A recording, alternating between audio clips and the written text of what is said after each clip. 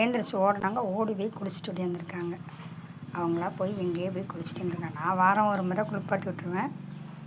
அவங்க எங்கேயோ போய் குளிச்சுட்டு வந்துருக்காங்க. அம்மா உட்காந்தோடனே பால் கடந்து தவிச்சாகுது.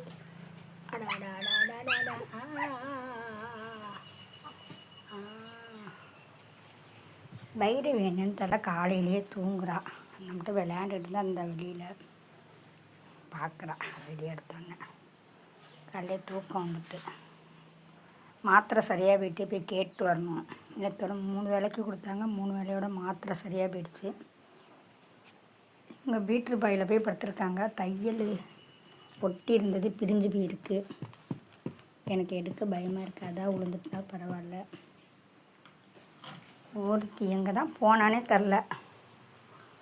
சமைச்சிட்டேன். சாப்பாடு கொடுக்கணும். ஒரு பிள்ளைங்களுக்கெல்லாம் சாப்பாடு கொடுக்கணும். பாக்கி பேர்லாம் சந்தில் நிற்கிறாங்க. சந்தில் நிற்கிற தண்ணி பிடிக்கிறாரு வீட்டுக்காரர். அங்கே போய் நின்னாவது.